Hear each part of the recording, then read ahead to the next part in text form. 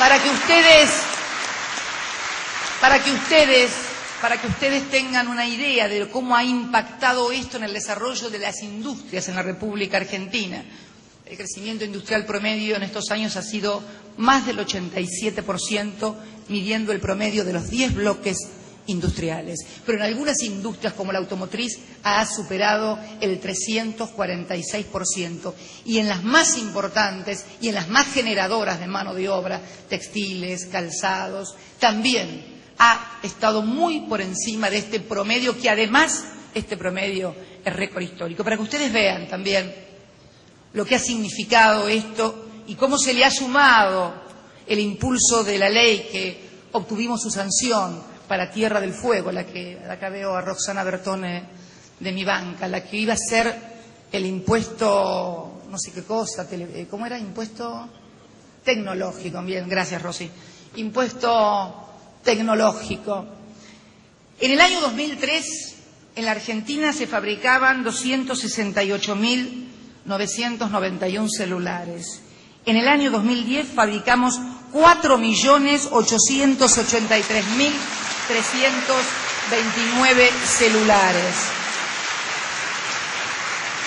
Tanto en continente, no solamente en Tierra del Fuego, sino también en continente. Esto no solamente ha sido una formidable generación de mano de obra y de sostenimiento en una provincia en la que, me acuerdo, Víctor Choque había muerto cuando cerraban las fábricas y Tierra del Fuego quedaba desierta. No solamente ha servido para mantener la capacidad instalada y la mano de obra, sino para incrementar esa capacidad instalada y esa mano de obra. Otras cosas que también reflejan el consumo popular en la base de nuestro pueblo. Los lavarropas, que en el año 2003 fabricábamos 366.000, 1.120.000 se fabrican en la Argentina. Los LCD, que se fabricaban cero en la Argentina, cero, 1.208.000 en el año 2010. Esto significa además una formidable sustitución de importaciones y un formidable aporte a la balanza comercial que permite seguir sosteniendo además uno de los pilares básicos que ha sido nuestro superávit comercial, que este año, pese al formidable crecimiento de las importaciones, producto de la actividad económica, ha superado los 12.000 millones de dólares comerciales, que son precisamente los que ayudan, conjuntamente con el superávit fiscal primario que venimos sosteniendo a rajatabla del año 2003, a sostener el modelo. Y también otro dato, sobre todo fundamentalmente en lo que hace análisis de política de precios, superávit comercial, número de reservas como nunca, superávit fiscal primario, desendeudamiento, al mismo tiempo el otro pilar de lo que debe ser el crecimiento industrial, capacidad instalada, comparación de la capacidad instalada entre el año 2009, que crecimos apenas al 0,9, y la capacidad instalada al último trimestre, del año 2010, nos indica claramente el formidable proceso de inversión, porque estamos en un promedio, en el cuarto trimestre del año de mayor crecimiento del 81,9% de la utilización de capacidad instalada, contra el 79,8%, apenas 2 puntos más de lo que era una fuerte crisis todavía en el último trimestre del año 2009. Capacidad instalada, esto nos permite también, esta mayor participación en las exportaciones, tener un proceso. Los datos que voy a dar son de CEPAL, datos duros. Argentina fue el único país que no reprimarizó sus exportaciones. Al contrario, avanzó en su desprimarización. Esto tiene que ver con el crecimiento en las exportaciones del sector industrial.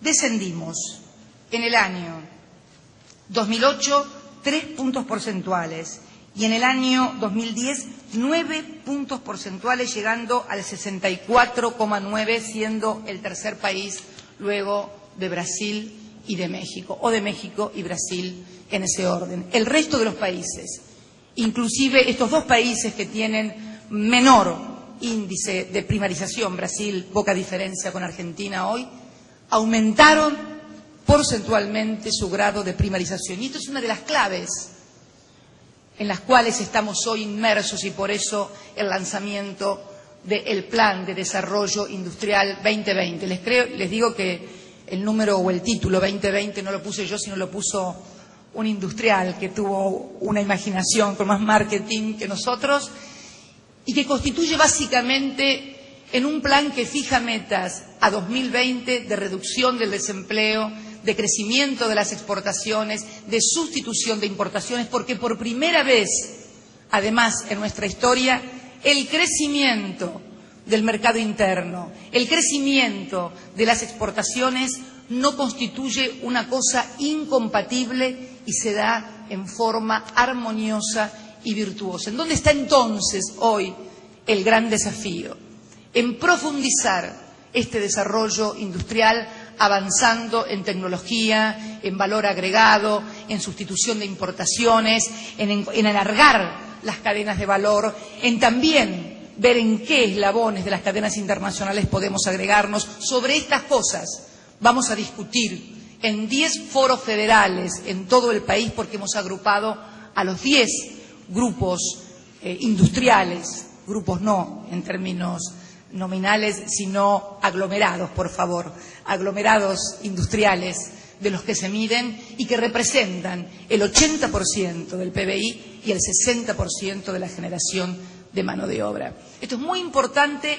¿Y por qué no se pudo hacer antes? Y muy fácil, porque en el año 2005 estábamos saliendo del infierno, casi hasta el año 2007. Luego vino la crisis del 2008. ¿Y por qué digo yo construcción de certezas?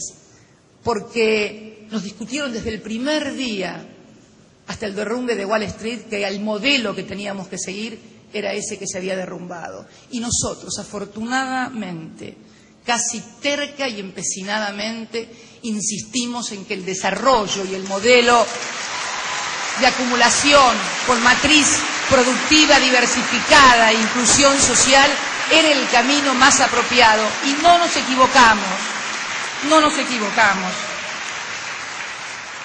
También el impacto que ha tenido los precios internacionales de los commodities en nuestros precios internos, que han impactado en un 40%, porque más allá de ser productores de commodities, es claro que su precio internacional termina también impactando en los precios internos de nuestra economía. Pero también para referirme un poco al otro pilar, al otro gran pilar de todo este modelo de cambio, que ha sido, y valga la redundancia, el tipo de cambio, producto de flotación administrada, y su pretendida pérdida de competitividad desde algunos sectores que empujan devaluaciones que ya sabemos a quiénes sirven y también sabemos a quiénes perjudican, y que por lo tanto no vamos a someternos a presiones de ninguna naturaleza que distorsionen el modelo.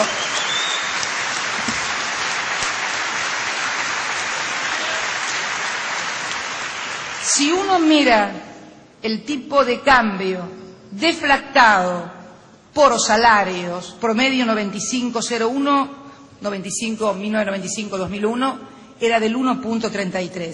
En diciembre es del 1.83, una diferencia del 37,4%. Y esto se revela fundamentalmente entonces en el crecimiento de las exportaciones. No hay modo de alcanzar tal grado de competitividad si no tenemos un tipo de cambio que así lo refleje. También hemos creado el Ministerio de Agricultura y Ganadería en un país que iba a tener, según algunos, que importar trigo y carne.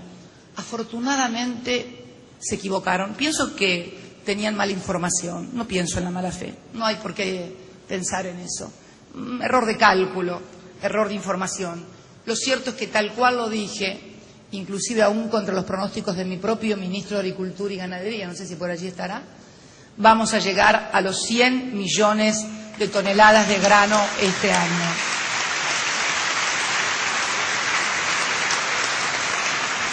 Con un crecimiento en la producción de trigo, que hemos doblado la producción tanto del año 2009 como 2008, superando los 14 millones de toneladas. Y en cuanto a que teníamos que importar carne, no se preocupen, que hemos podido exportar carne en el año 2010 por 1.200 millones de dólares. Afortunados los que tienen las vaquitas, dijera don Atahualpa Yupanqui. Pero estamos contentos porque es un sector dinámico, productivo, que invierte. Y lo que queremos es precisamente incorporarlo también a ese inversor que hoy todavía es productor primario, a que se agregue a los siguientes eslabones de la cadena de valor para tener mayor rentabilidad y poder participar de mayor grado de rentabilidad. Cuanto más cada uno del que produce interviene en los siguientes eslabones, termina produciendo una integración verticalizada que le asegura tener una mayor rentabilidad y no tener rentabilidad únicamente por aumento de precio, sino por integración, por ahorro, por logística y por todo lo que, cualquier economista, y aunque no lo sea, la propia lógica indica. El financiamiento ha sido muy importante por parte del Ministerio de Agricultura y Ganadería de la Nación, que ha suscrito con las provincias argentinas convenios por más de 180 millones de pesos en ayudas de fondos rotatorios para los distintos cultivos, 185 millones en materia de ganadería, más de 5.000 millones en los créditos que hemos lanzado con tasas subsidiadas que nos han dado un monto de 130 millones, nada más que en tasa subsidiada en el Banco Nación, por préstamos de más de 5.000 millones, hemos colocado numerosos créditos que han llegado a los pequeños y medianos productores. Ni que hablar también en materia de crédito del lanzamiento del proyecto de los créditos del Bicentenario, que ya hemos otorgado más de 2.000 millones de pesos y han permitido explicar también el crecimiento de este año 2010, con una reducción importante en el programa de Repros, Ministerio de Trabajo, que sirvió durante la crisis para sostener a aquellos sectores sin que tuvieran que echar gente o suspenderla. Fue una metodología, un instrumento de política activa contracíclica muy bien utilizado. En materia energética, este crecimiento impresionante que hemos tenido en estos años ha tenido su equivalente, como no podía ser de otra manera, en el crecimiento a partir del plan energético que se lanzara en el año 2004 para la generación de energía, para el transporte de energía, para la distribución. Cifras. El pico récord de demanda, de generación estoy hablando, lo que se tiene que tener para poder brindar electricidad. En el año 2003 el pico récord era de 14.350 megavatios. En el año 2010 el pico fue 20.843 megavatios. Se explica por dos vías: la vía del crecimiento de la actividad económica y la demanda interna, producto del desarrollo y del acceso de las clases populares a bienes que antes no poseían. La energía no es solamente un número social, no es solamente un número económico, es también un número social. La potencia instalada en el año 2003, la capacidad de generación de energía, era de 17.900 megavatios. Hoy la capacidad de generar energía en la República Argentina es de 25.290 megavatios. 7.390 megavatios hemos incorporado, merced al plan de energía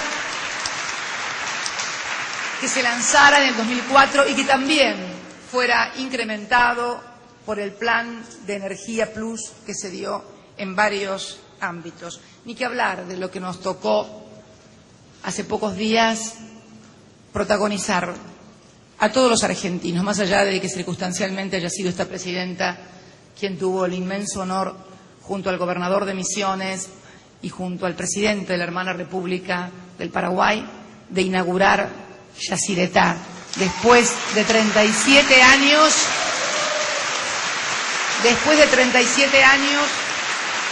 finalizar esta obra que también acompañará este año, en septiembre, a otra obra emblemática también, no solamente desde lo energético, sino desde lo científico y tecnológico, como es la inauguración de Atucha 2, que vamos a hacerlo en septiembre de este año, incorporando más de 700 megavatios también al parque de generación. Podríamos hablar de la duplicación de autovías, ya que veo a muchos legisladores oficialistas y opositores de Córdoba y Santa Fe, también de Chubut y de Santa Cruz, también de la Mesopotamia, donde estamos construyendo la Ruta 14, también de Formosa, donde hemos hecho la Ruta de Capricornio junto a Salta. Podríamos enumerar muchísimos, pero decirles que hemos pasado de 1.000 kilómetros a 2.000 kilómetros de construcción y además en las rutas nacionales hemos pavimentado el 40% de la red vial no pavimentada en la República Argentina del año 2003 a la fecha. Escuelas. Ayer iniciamos las clases. Hubo provincias como la querida provincia de Neuquén, leía, no sabía el dato ese, lo leí ayer, que por primera vez en 6 años empieza sus clases como corresponde. Y me acordé, mirándolo de acá, lo veo a Daniel Filmus, me acordé del año 2003, donde el ministro de Educación y Néstor Kirchner, presidente, fueron a su provincia, diputado Osuna, a levantar una huelga que llevaba 3 meses. No era un gobierno de nuestro signo partidario, pero no nos importaba. Los problemas hay que solucionarlos. No importa quién los provoca. Lo importante es que todos sepamos darle una solución a esos problemas. Y desde allí en más, el compromiso con la educación pública, que se refleja desde la infraestructura. Ayer inaugurando la escuela 1097, yo me acuerdo que en el discurso que les hablé aquí por primera vez, me comprometía a terminar las 700 escuelas. Léanlo porque es interesante. Me comprometía no por lo que dije, sino por las cosas que se pudieron hacer, digo. Me comprometía a terminar el plan de 700 escuelas que él había iniciado y que no habíamos culminado, y me comprometí a llegar a las 1.000 escuelas. Y la verdad que todavía falta todo este año, y no solamente hicimos las 700, sino que hicimos 1.097 escuelas. Y déjenme decirles que me siento muy orgullosa. Me siento muy orgullosa y quiero repetirles algo que nos tocó escuchar a Daniel Scioli y a mí ayer cuando juntos inauguramos el ciclo lectivo en lo que había sido una promesa mía de que un viejo establecimiento dedicado a los niños pobres pudiera transformarse en una escuela agrotécnica en la cual podíamos volver a identificar educación y producción. Y entonces, no se griten, que no vale la pena. Y me acuerdo que el sacerdote dijo, o repitió, él mismo lo reconoció, una frase que prefería gobiernos que siguieran abriendo escuelas y no abrieran cárceles, más allá de que las cárceles, por supuesto, son necesarias. Eso dijo el sacerdote. Y realmente me impresiona la educación pública y deuda. Había una terrible deuda con la educación pública en la Argentina. Una deuda que comenzamos a saldar con la Ley de Financiamiento Educativo cuando dijimos que íbamos a destinar el 6% del PBI, nuestro Producto Bruto, a la educación.